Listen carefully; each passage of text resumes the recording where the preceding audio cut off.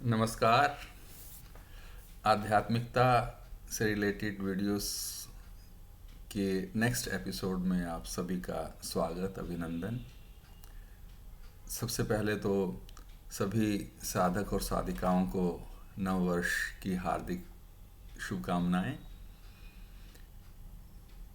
पिछली वीडियो में जो डिस्कशन हुआ था वो था कि अष्टांग योग क्या है और मन के जो कोश होते हैं उनको कैसे जो है अष्टांग योग, अष्ट अंग जिसके 8 अंग हैं, कैसे वो आठों अंग मन के उन कोशों को एक एक करके सुदृढ़ करते हैं, ट्रांसपेरेंट बनाते हैं, जिससे कि उन कोशों से परे, हिरण्यमय कोश परे विरजे ब्रह्म निष्कलम, यानी जो पर ब्रह्म हैं, जो ब्रह्म हैं, उनको कैसे अटेन किया जा सकता है, उनके साथ यूनिफाई हुआ किया जा सकता है। तो आज की वीडियो में हम चर्चा करेंगे कि कौन कौन सा अंग कौन कौन से कोश को सुदृढ़ बनाता है, परिपक्व करता है, जिससे कि वो उस परम पिता परमात्मा से मिलने के लिए तैयार हो जाता है। यानी कि सभी में वो कोश हैं, लेकिन वो कोश क्योंकि शांत नहीं है, स्वच्छ नहीं है, सुदृढ़ नहीं है, इसीलिए हम उस परमात्मा को, उस परमात्मा के अंश को जो हर एक में हर समय हर जगह विद्यमान है, उसको हम नहीं पहचान पाते हैं। लेकिन जैसे जैसे ये कोश जो है सुदृढ़ होते हैं, ट्रांसपेरेंट होते रहते हैं, तो हमें जो है उस पर ब्रह्म की छवि उसमें नज़र आने लगती है। तो अष्टांग योग में जैसे चर्चा हुई थी कि अष्टांग का मतलब है अष्ट अंग, यम नियम आसन प्राणायाम प्रत्याहार धारणा ध्यान समाधि।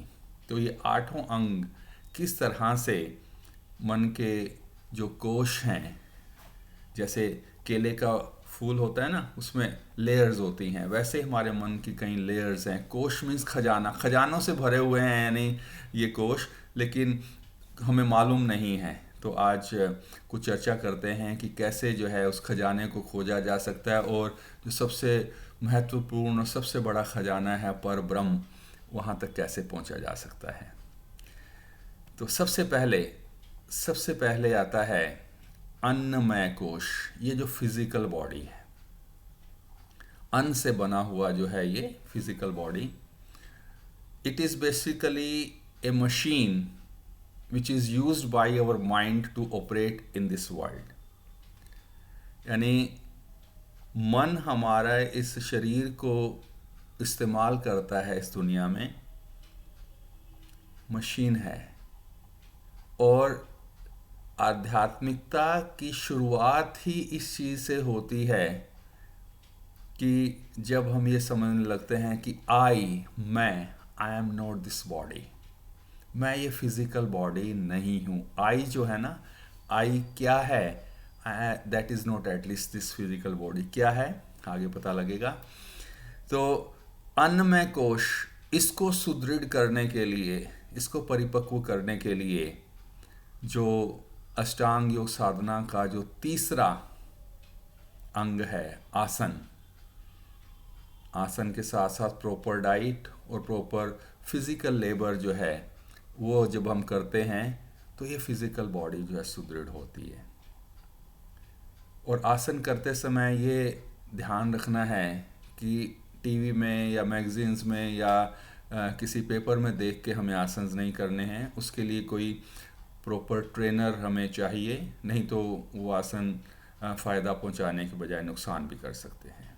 और आसन के समय सबसे इम्पोर्टेंट चीज़ है कि हमें अपनी श्वसन क्रिया का, श्वास का बहुत ध्यान रखना है।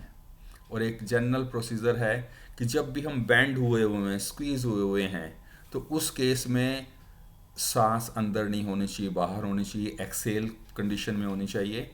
और जब हम एक्सटेंडेड हैं, जब हम एलोंगेटेड हैं, यानी कि जैसे कोई भी पोज है, जैसे भुजंगासन का ऊपर वाला पोज है, तो उस समय जो है सांस जो है वो अंदर भरी हुई होनी चाहिए। तो सांस मतलब कि जो वायु को अंदर ले जाना या बाहर छोड़ना ये बहुत इंपॉर्टेंट है। जब स्क्वीज़ हो, कंप्रेशन हो तो बाहर होनी चाहिए, एक्सपेंडेड हो तो अंदर होनी चाहिए, एक जनरल रूल है। बाकी इसके बारे में जो आनंद मार्ग के आचार्य और आचार्य दीदी लोग हैं वो अच्छी तरह से समझा सकते हैं, बता सकते हैं कि कैसे क्या होना चाहिए। तो अन्नमय कोश फिजिकल बॉडी के लिए आसन, proper diet and proper physical labour. इसके बाद आता है काममय कोश, जिसको कि कॉन्शियस माइंड भी कहते हैं। काममय कोश, अगर हमारी फिजिकल बॉडी मशीन है तो ये मशीन मैन है। काममय कोश का मतलब ही यही है जो कि कामनाओं से भरा हुआ। इसी में सेंसिंग होती है, डिज़ायर्स होती हैं और यही एक्ट करता है। Hunger, sleep, sex and fear जो बेसिक इंस्टिंक्ट्स हैं, they are operated through this कोश ओनली। और यही वो कोश है जिसको कि व्हाट यू कॉल एज जिसके थ्रू जो है हमारी जो सेंसरी ऑर्गन्स और मोटर ऑर्गन्स ऑपरेट होते हैं। Sensory organs means 5 sensory organs जो हैं हमारे ज्ञान इंद्रिया जिनको बोलते हैं, आँख, कान, नाक, टंग एंड स्किन, इस तरह से 5 मोटर ऑर्गन्स। तो इस काममय कोश को, इसको सुदृढ़ करने के लिए जो पहला और दूसरा अंग है अष्टांग योग साधना का, यम और नियम,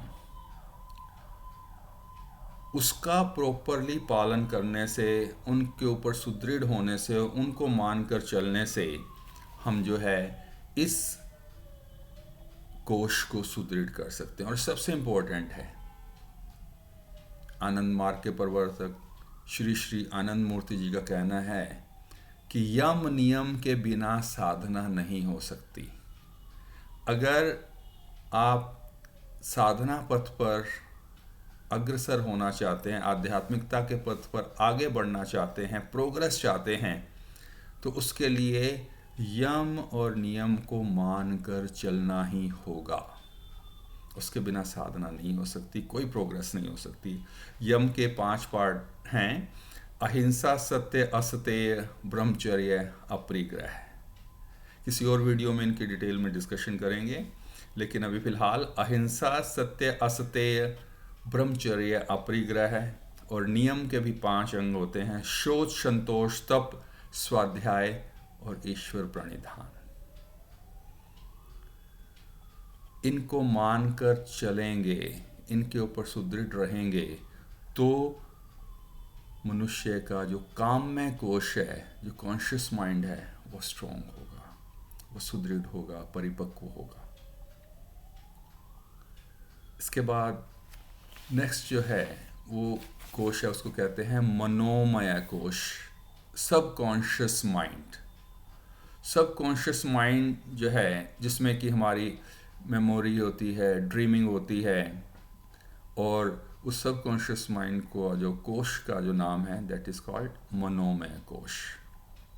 और मनोमय कोश को हम प्राण वायुस को कंट्रोल करके जो है कंट्रोल कर सकते हैं। प्राण वायुस का कंट्रोल किससे होता है? जो हमारी जो अष्टांग योग साधना का जो चौथा 4th लिंब है, प्राणायाम। प्रॉपर प्राणायाम करने से, वो भी जो है ऐसे नहीं कि टीवी में या कहीं पर देख के करना शुरू कर दिया।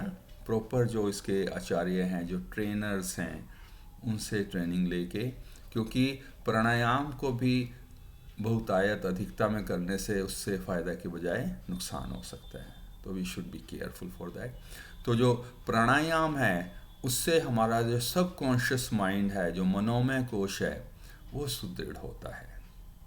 इसमें जो है हमारा जैसे reasoning, intellect, problem solving aptitude है, वो सारा इसी में होता है। आपने देखा होगा कईयों की जो है रीजनिंग बहुत अच्छी होती है, प्रॉब्लम सॉल्व बहुत अच्छी तरह कर सकते हैं। इसका मतलब है कि उनका जो सबकॉन्शियस माइंड है यानी कि मनोमय कोश है वो सुदृढ़ अवस्था में है।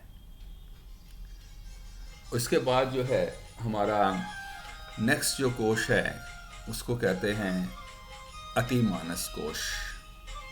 अतिमानस कोश या इसको कहा जाता है सुप्रामेंटल माइंड। सुप्रामेंटल माइंड को अष्टांग योग के 5वें लिंब प्रत्याहार से सुदृढ़ किया जा सकता है। प्रत्याहार का मतलब है withdrawal of mind from external and internal objectivities. जैसे कि विड्रॉ करना, जैसे अब आप अगर बैठ गए कहीं पे और जो है आपका कोई फिजिकल बॉडी का कोई पार्ट जो है कोई काम नहीं कर रहा, जो ऑर्गन्स में से कोई भी काम नहीं कर रहा, लेकिन आपका मन जो है इधर उधर जो है वो किसी ना किसी तत्वों में जो है एक्सटर्नल ऑब्जेक्टिविटीज़ में इन्वॉल्व रहता है। तो प्रत्याहार का मतलब है उनसे अपने आप को विड्रॉ करना। आनंद मार्ग साधना में बहुत ही अच्छी तरह से प्रत्याहार की विधि बताई गई है। उसमें शुद्धियों की टर्म्स में इनको एक्सप्लेन किया गया है। पंचभूत, भूत शुद्धि, आसन शुद्धि और चित्त शुद्धि, वो भी हम नहीं बता सकते, जो ट्रेंड आचार्य हैं वही आपको बता सकते हैं आनंद मार्ग साधना में। तो प्रत्याहार से हमारा जो अति मानस कोश है, और अति मानस कोश में ही हमारे संस्कार जो है वो स्टोर्ड हैं और परिपक्व होते हैं। संस्कार जिसका कि पहले की 1-2 वीडियोस में जो है काफ़ी डिटेल में एक्सप्लेनेशन हो चुका है। तो इसलिए अति मानस कोश, supramental mind, this is very very important layer. और हमें जो है अपने मन को अगर कंट्रोल करना है, अपने वश में करना है, तो उसके लिए इस कोश का सुदृढ़ होना बहुत ज़रूरी है। जैसे बहुत से लोग कहते हैं कि साधना में हम बैठ जाते हैं, मेडिटेशन करने लगते हैं, ध्यान नहीं लगता, इधर उधर मन भागता है। तो उसका सबसे बड़ा कारण है कि अति मानस कोश जो है उसमें सुदृढ़ता नहीं है। और उसको सुदृढ़ करने के लिए हमें विड्रॉ करना पड़ेगा। विड्रॉ कैसे करेंगे उसके लिए जो है जस्ट टेक्निक्स दी गई हैं कुछ, लेकिन इस टेक्निक से जो हमारा अति मानस कोश है वो सुदृढ़ होता है। इसके बाद आता है विज्ञानमय कोश, उसको कहते हैं इंग्लिश में सब्लिमिनल माइंड। और इस सब्लिमिनल माइंड में, विज्ञानमय कोश में हमारी जो सृजनकारी मनोभाव रहते हैं, नई डेवलपमेंट्स, नई इन्वेंशंस, वो सारी जो है जब इस कोश को जो है इस कोश तक पहुंचते हैं तो क्या होता है कि हमारा जो व्हाट डू कॉल एज सृजनकारी शक्तियां जागृत होती हैं, और हमें एक इंटरनली कहीं से हमें गाइडेंस मिलती है कि कुछ भी ऐसा करने के लिए जिससे कि हमारा जो है जैसे इस दुनिया में जो आए हैं उसका आने का पर्पस सोल्व हो, और इस दुनिया के लिए हम कुछ ना कुछ जो है वो कर पाए। और इसी के साथ साथ जो है इसको स्ट्रॉन्ग किया जाता है धारणा, कंसेप्शन के थ्रू। और इससे नेक्स्ट है हिरण्मय कोश, काउजल माइंड। इनमें जो है विवेक और वैराग्य, विवेक बुद्धि का मतलब है, विवेक का मतलब है कि क्या ठीक है क्या गलत है। और यहीं पे हमें पता लगता है कि I am not doing anything, I am not the doer, I am only a medium through which that supreme power, that supreme consciousness that is getting the work done. मैं कुछ नहीं हूँ, ये विवेक जागृत होता है जब हम अपनी ईगो ऑफ डूअरशिप को जो है छोड़ देते हैं, और ये जो है बिल्कुल मान लेते हैं, और ये एक्सेप्टेंस हो जाती है इस चीज़ की कि I can not do anything, I am not doing anything, everything is done by that supreme consciousness.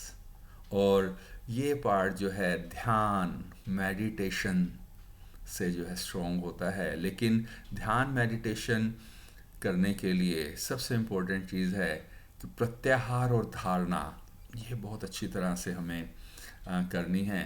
और इन तीनों पे जो ध्यान मेडिटेशन को हम एक अलग वीडियो में डिटेल से लेंगे कि कैसे जो है आज साइंस भी इस चीज़ को मान रही है कि मेडिटेशन करने से कई तरह की मेंटल इश्यूज जो हैं वो सॉल्व होते हैं, और साथ साथ उसके साथ साथ फिज़िकल बॉडी में भी कॉन्सिक्वेंट कई तरह के पॉजिटिव चेंजेस आते हैं। एक ब्रेन का जिस तरह से हार्ट का एक ईसीजी होता है, ब्रेन का एक ईईजी होता है। तो ईईजी में जो अल्फ़ा, जो सीरीन, जो रिलैक्स वेव्स हैं, that component increases when one starts doing meditation. यानी कि मेडिटेशन से आज ये साइंटिफिकली प्रूवन है कि मेडिटेशन से, ध्यान क्रिया से बहुत बहुत हमारे शारीरिक और मानसिक स्तर पर और इवन इमोशनल डिस्टर्बेंसेस को भी ओवरकम किया जाता है, बहुत फ़ायदा होता है। उसको हम किसी और वीडियो में चर्चा करेंगे, लेकिन अभी फ़िलहाल आज इतना करके हम फिनिश करते हैं कि ये जो 8 अंग हैं अष्टांग योग साधना के, वो किस तरह से हमारे मन के जो कोश हैं अलग अलग, उनको परिपक्व करते हैं, उनको सुदृढ़ करते हैं, और जब वो सुदृढ़ हो जाते हैं, परिपक्व हो जाते हैं, ट्रांसपेरेंट हो जाते हैं, तो उसके थ्रू ही हमें पता लगता है कि yes, there is supreme consciousness, that supreme power. और क्योंकि वो कई बार हम पहले भी कह चुके हैं, हिरण्मय कोशे परे विरजे ब्रह्म निष्कलम, यानी हिरण्मय कोश से जब हम उसके परे देखना शुरू करते हैं, वहाँ तक ट्रांसपेरेंसी हो जाती है और क्लियर हो जाते हैं, क्लींस हो जाते हैं, तब वहाँ पर जो है ब्रह्म विद्यमान है, उस पर ब्रह्म से हमारा साक्षात्कार होता है। जैसे कि बताया गया था, पहले भी चर्चा भी हो चुकी है कि हर एक में वो ब्रह्म विद्यमान है, हर जगह है, लेकिन नज़र क्यों नहीं आता? क्योंकि हमारा मन जो है वो अशांत है, वो गंदा है, वो जो है उसमें कई तरह की वृत्तियाँ, उसमें कई तरह के जो है जस्ट अंडुलेशंस हैं, उसमें कई तरह के जो है जस्ट दैट इज़ नॉट क्लींस, शांत नहीं है। जब हम अष्टांग योग साधना के डिफरेंट डिफरेंट अंगों को मानकर चलते हैं, आगे बढ़ते हैं, तो हमारा मन स्वच्छ होने लगता है, शांत होने लगता है, क्लींस होने लगता है, सुदृढ़ होने लगता है, और फिर हमें पता लगता है कि वो पर ब्रह्म मुझ में, आप में, इसमें, उसमें, हर जगह वही विद्यमान है। और इस सब के लिए मैं सभी साधक साधिकाओं को एक बार फिर से नव वर्ष की शुभकामनाएं देता हुआ आज की वीडियो को यहीं पर ख़त्म करता हूँ। नमस्कार, धन्यवाद।